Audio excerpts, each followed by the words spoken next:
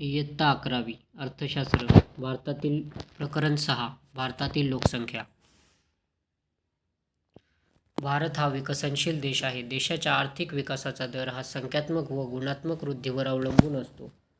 त्याचे मापन लोकसंख्या, राष्ट्रीय उत्पन्न, दरडोई उत्पन्न इत्यादींनुसार केले जाते. लोकसंख्या म्हणजे लोकांची संख्या जी एका ठराविक कालावधीसाठी एका विशिष्ट भागात वास्तव्य करते. भारताची लोकसंख्या प्रत्येक 10 वर्षांनी दशकाच्या शेवटी मोजली जाते. 2011च्या जनगणनेनुसार भारताची लोकसंख्या 121.02 कोटी होती. लोकसंख्या वाढीबाबत चीननंतर भारताचा दुसरा क्रमांक लागतो. जागतिक लोकसंख्येच्या एकूण टक्केवारीत भारताची लोकसंख्या 17.5% इतकी आहे. जागतिक भूभागात 2.4% इतका वाटा आहे. लोकसंख्येसंबंधीची माहिती ही रजिस्ट्रार जनरल यांचे कार्यालय आणि भारताची जनगणना समिती यांच्यामार्फत संकलित करून प्रकाशित केली जाते. तुम्हाला माहीत हवं लोकसंख्येचे वास्तव. 3ऱ्या शतकात कौटिल्याने अर्थशास्त्र ग्रंथामध्ये असे लिहिले आहे की लोकसंख्या ही राज्याची कर प्रणाली मोजण्यासाठी एक घटक असतो. लोकसंख्येची पद्धतशीर गणना 1865 ते 1892 या कालावधीत देशाच्या विविध देशांमध्ये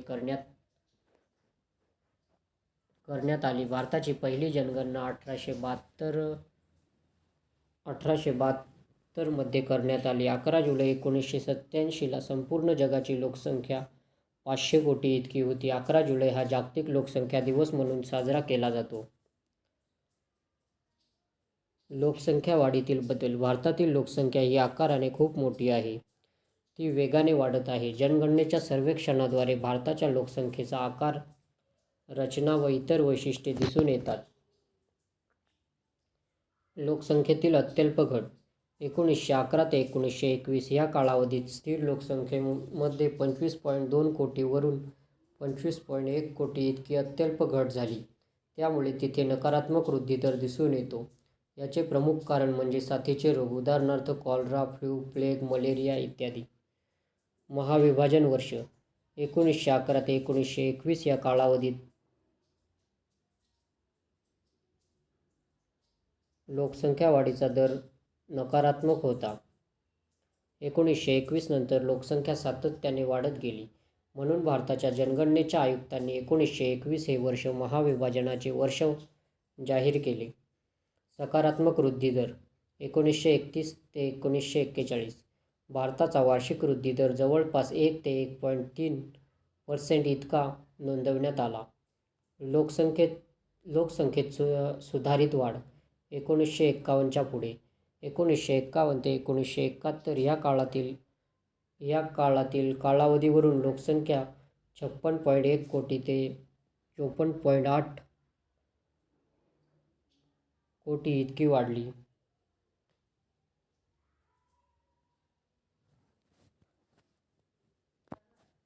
स्वातंत्र्यानंतर लोकसंख्येतील प्रचंड प्रमाणात वाढ झालेली दिसून येते.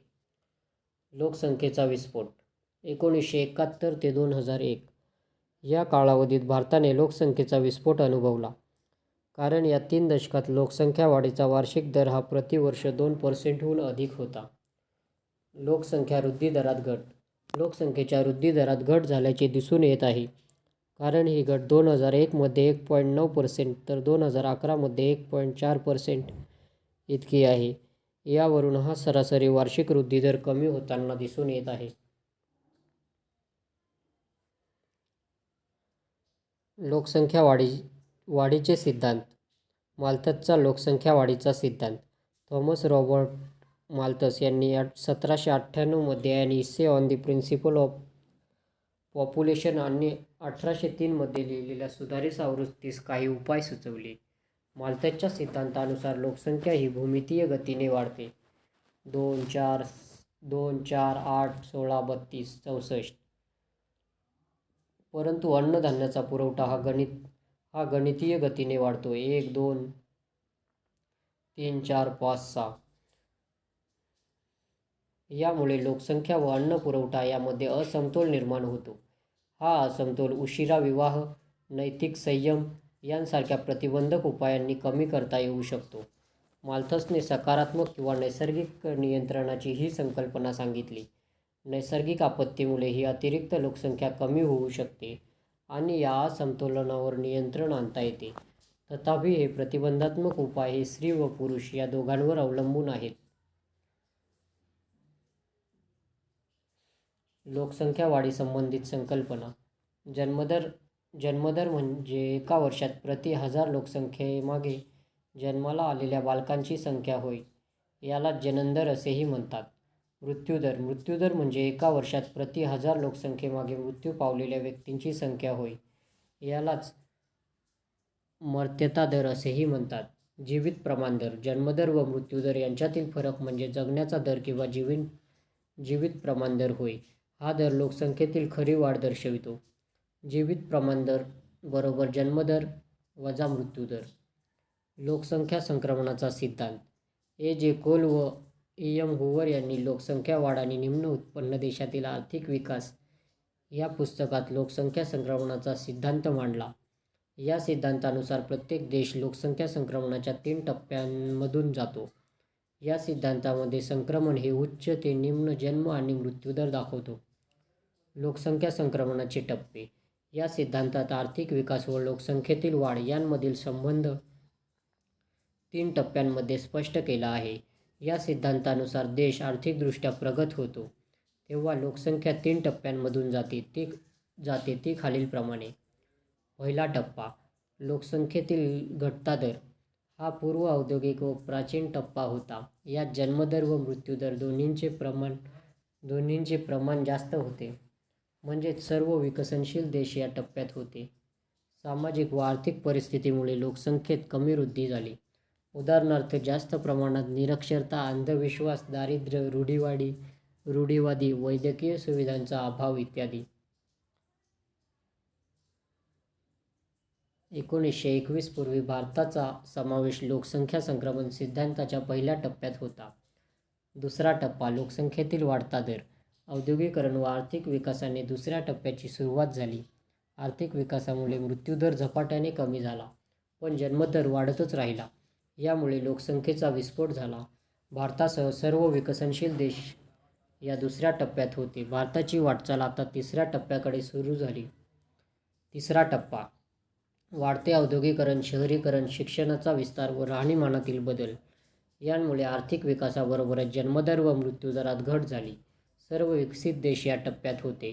लोकसंख्या संक्रमण सिद्धांत खाली दिलेल्या आकृती 6.2 द्वारे स्पष्ट करता येतो. भारतातील जन्मदर व मृत्यूदर. वर्ष. जन्मदर, मृत्यूदर. 1901 49.2 42.6. 1911 48.1 47.2. 1921 46.3 36.3. 1931 45.2 31.2. 1941 39.9 27.4.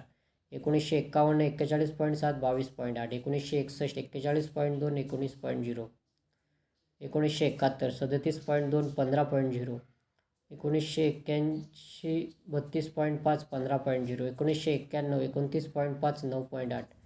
2001 28.3 9.0. 2011 20.97 7.87.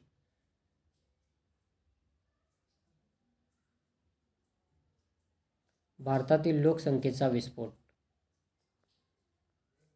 लोकसंख्येचा विस्फोट ही एक अशी अवस्था आहे की लोकसंख्येतील वाढ ही अर्थव्यवस्थेची वृद्धी व विकासापेक्षा वेगाने होते. भारतातील लोकसंख्येचा विस्फोट हा वाढत्या जन्मदरामुळे व घटत्या मृत्यूदरामुळे झाला आहे. वाढत्या जन्मदराची कारणे. निरक्षरता. देशात निरक्षरतेचे प्रमाण खूप जास्त आहे. निरक्षर लोकांची लग्न व अपत्य यांच्या बाबतीतील प्रवृत्ती अत्यंत ताठर असते.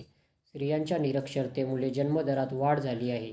विवाहाची सार्वत्रिकता. भारतात विवाह म्हणजे धार्मिक व सामाजिक कर्तव्य समजले जाते. शिक्षणाचा विस्तार होऊन सुद्धा लोकांची विवाहाकडे बघण्याची प्रवृत्ती अजूनही बदललेली दिसून येत नाही. विवाहाचे वय. भारतामध्ये इतर देशांच्या तुलनेत लग्नाचे सरासरी वय कमी आहे.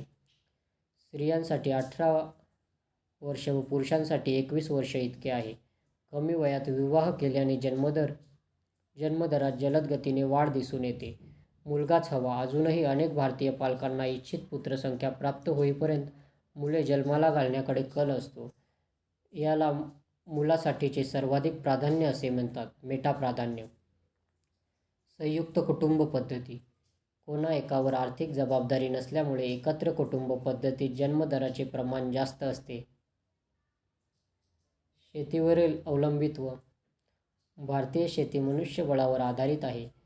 त्यामुळे कुटुंबातील अपत्यांची संख्या जेवढी जास्त, तेवढी शेतात काम करणाऱ्या व्यक्तींची संख्या वाढते असा समज आहे. दारिद्र्य. गरीब लोकांचा कल मोठ्या कुटुंबाकडे जास्त असतो, कारण जास्त मुलं म्हणजे अधिक उत्पन्न अशी धारणा असते. कुटुंब कल्याण कार्यक्रमाविषयीचे अज्ञान. बहुतांश लोकांना कुटुंब नियोजनाच्या विविध साधनांची माहिती नसते.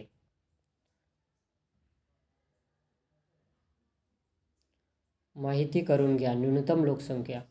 नैसर्गिक संसाधने लोकसंख्या वाढीपेक्षा जास्त आहेत. अधिकतम लोकसंख्या. लोकसंख्या वाढ नैसर्गिक संसाधनांपेक्षा जास्त आहे. पर्याप्त लोकसंख्या. लोकसंख्या वाढ व उपलब्ध नैसर्गिक संसाधने समान आहेत. मृत्यूदर कमी होण्याची कारणे. वैद्यकीय व आरोग्य सुविधांमधील सुधारणा. वैद्यकीय सोयीसुविधांमध्ये झालेल्या सुधारणांमुळे प्लेग व पटकी, हिवताप, कांजण्या, क्षयरोग इत्यादी साथीच्या रोगांवर नियंत्रण करण्यात आले आहे. माता मृत्यूदर. काळानुरूप आरोग्य सुविधेतील सुधारणांमुळे प्रसूती दरम्यान मृत्यू पावणाऱ्या स्त्रियांचे प्रमाण कमी झाले. बालमृत्यूदरातील घट. चांगल्या वैद्यकीय सुविधांमुळे बालमृत्यूदरात घट झाली आहे. बालमृत्यूदराप्रमाणे 1971 मध्ये दर 1,146, 2002 मध्ये दर 1,064 आणि 2011 मध्ये दर 1,047 इतकी कमी झाली आहे. स्त्री शिक्षणाचे प्रमाण वाढल्याने लहान मुलांच्या आरोग्याबाबत जागरूकता निर्माण होऊन मृत्यूदरात घट झाली आहे. साक्षरतेत झालेली वाढ. उच्च शिक्षणामुळे साक्षरतेच्या प्रमाणात वाढ होऊन राहणीमानाचा दर्जा सुधारतो. शिवाय चांगल्या प्रकारे बालसंगोपन करण्यास मदत होते. शिक्षणामुळे लोकांना अंधश्रद्धा व अज्ञानातून बाहेर पडण्यास मदत झाली आहे. सकस आहार वापर. शिक्षणामुळे आरोग्य व सकस आहार यांबद्दल जागृती निर्माण झाली आहे. मुलांचे कुपोषण व स्त्रियांच्या अस्वास्थ्यामुळे मृत्यूचे प्रमाण जास्त होते. सकस आहारामुळे मृत्यूदर नियंत्रित झाला आहे. उदाहरणार्थ शालेय मध्यान्ह भोजन योजना. आपत्ती व्यवस्थापन. राष्ट्रीय आपत्ती व्यवस्थापन प्राधिकरण 2005 साली स्थापन झाले. त्यामुळे सर्व प्रकारच्या आपत्तींची तीव्रता कमी करण्यास मदत झाल्याने जीवितहानी कमी झाली आहे. इतर घटक. शिक्षण, सामाजिक सुधारणा, वाढते शहरीकरण, राहणीमानात झालेली सुधारणा, जनजागृती मोहीम यांमुळे लोकांमध्ये जागरूकता निर्माण झाली आहे. तुम्हाला माहीत हवे लोकसंख्या विस्फोटाचे परिणाम. भूमीवर येणारा भार, कृषीवर येणारा भार, मूलभूत सुविधांवर येणारा ताण, अन्नातील मागणी व पुरवठा यांमधील असमतोल, पर्यावरणाच्या समस्या, सामाजिक समस्या, कमी राष्ट्रीय उत्पन्न. लोकसंख्या विस्फोटावर प्रतिबंधात्मक उपाय. लोकसंख्येतील विस्फोट या समस्यावर खालील उपाय सुचवले आहेत. आर्थिक उपाय. आर्थिक उपायांमुळे लोकांच्या राहणीमानाचा दर्जा वाढून लोकसंख्येतील वाढ रोखली जाऊ शकते. त्यातील काही महत्त्वाचे घटक खालीलप्रमाणे आहेत. औद्योगिक क्षेत्राचा विस्तार, रोजगाराच्या संधीत वाढ, दारिद्र्य निर्मूलन, उत्पन्न व संपत्तीचे समान वाटप. सामाजिक उपाय. लोकसंख्येतील विस्फोट ही सामाजिक व आर्थिक समस्या असून निरक्षरता, अंधविश्वास, रूढी, परंपरा, महिलांना देण्यात आलेले निम्न स्थान इत्यादींशी संबंधित आहे. सामाजिक उपाय खालीलप्रमाणे आहेत. शिक्षणाचा विस्तार, महिलांच्या दर्जात सुधारणा, लग्नाची किमान वयोमर्यादेत वाढ. भारतातील लोकसंख्या धोरण. भारतातील लोकसंख्येचे धोरण खालील कार्यक्रमांद्वारे राबवले गेले. कुटुंब नियोजन कार्यक्रम. जन्मदर कमी करण्याच्या उद्देशाने 1952 मध्ये हा कार्यक्रम सुरू करण्यात आला. कुटुंब नियोजन म्हणजे नियोजित पालकत्व होय. हा एक उपाय असून संतती नियमनाबाबत निर्णय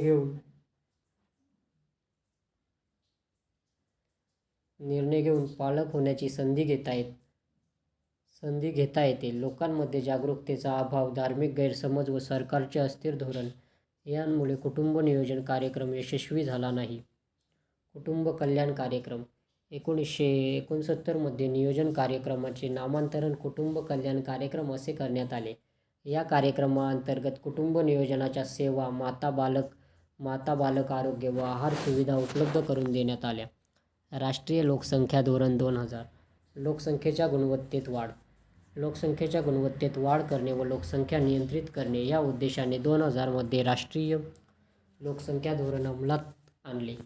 या धोरणाची वैशिष्ट्ये पुढीलप्रमाणे: 14 वर्ष वयापर्यंत मोफत व सक्तीचे प्राथमिक शिक्षण उपलब्ध करून देणे, दर 1000 बालकांमागे बालमृत्यूदर 30 इतका कमी करणे, प्रसूतीदरम्यान 1,00,000 माता मृत्यूदर 100 इतका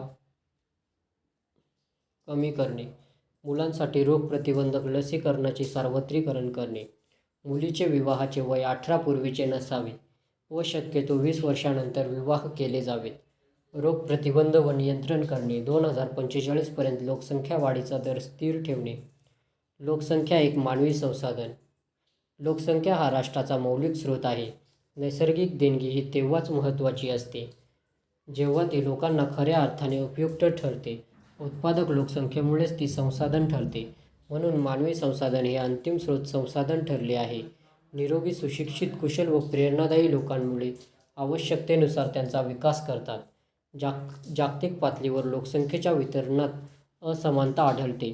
शैक्षणिक पातळीत वय व लिंग यांबाबत भिन्नता दिसून येते. त्यांची वैशिष्ट्ये देखील सतत बदलत असतात.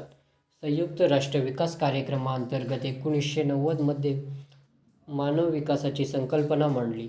मानव विकासात आर्थिक, सामाजिक, सांस्कृतिक व राजकीय निवडीचा विचार केला जातो.